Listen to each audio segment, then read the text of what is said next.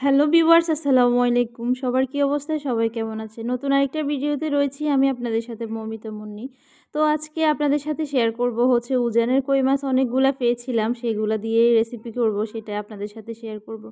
কালকে পুরা দিনই ঘুরে অনেক বেশি বৃষ্টি হয়েছিল। পুরা দিন ধরে প্রায় 4টা থেকে শুরু হয়েছিল বৃষ্টি, এরপরে সন্ধ্যা পর্যন্ত ওই বৃষ্টি ছিল। তো ওই সময়ে অনেক বেশি কই মাছ উঠেছিল। তো আমার ছোট ভাই আম্মু মিলে অনেকগুলা মাছ ধরেছে। তো এই মাছগুলাকে আজকে আমরা রান্না করলাম। কই মাছকে পেঁয়াজ দিয়ে ভাজি করে নিলাম, অনেক বেশি মজা লাগবে খেতে। আর হচ্ছে এখানে বরবটি নিলাম, ছাদের থেকে বরবটিগুলা নিয়ে নিলাম, নিয়ে তারপরে কই মাছগুলাকে ভাজি করে রান্না করব।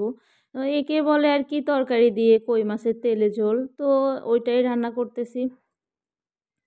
কালকে প্রায় পুরা দিনই বৃষ্টি ছিল। বৃষ্টির মধ্যে অনেকগুলা কই মাছ আমাদের পুকুর থেকে উঠে আসছে। এরপরে আশেপাশ দিয়ে অনেক বেশি কই মাছ আসছিল। আমাদের আশপাশে সব পানি ছিল। ওইখান থেকে একটা পুকুর আছে, ওই পুকুর থেকে সবগুলা মাছ ছড়াই ছিটাই গেছিল।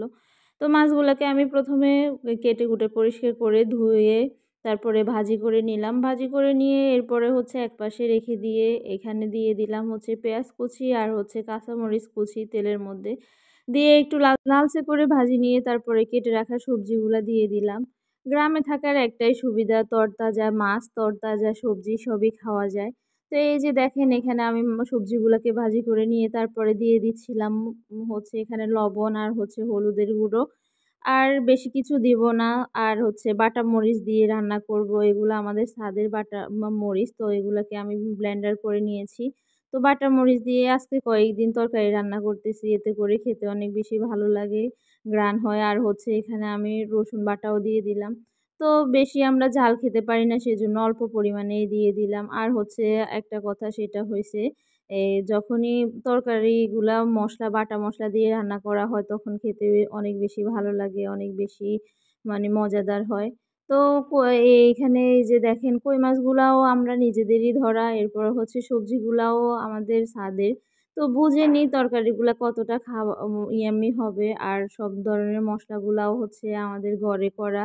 মরিচের গুঁড়ো, হলুদের গুঁড়ো এগুলো আমরা ঘরেই করে থাকি।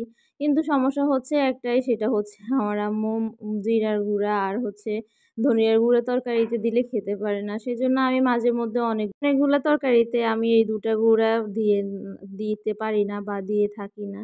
তো এই যে তরকারিগুলা কষিয়ে নিয়ে নিলাম আর গরম পানি দিলাম যাতে করে তাড়াতাড়ি তরকারিগুলা সেদ্ধ হয়ে যায়। তো এখানে আমার তরকারিগুলা সেদ্ধ হয়ে গিয়েছে অনেক সুন্দর করে, এই যে দেখেন। আর কতটা সুন্দর আর লোভনীয় কালার হয়েছে দেখেন। আর সবগুলা কই মাছের পেটে ছিল হচ্ছে ডিম, সেজন্য খেতে আরো বেশি মজাদার লাগবে, অনেক বেশি মজা হবে। তো সবাই ভালো থাকবেন, সুস্থ থাকবেন। আল্লাহ হাফেজ। আসসালামু আলাইকুম। অন্য ভিডিওতে দেখা হবে।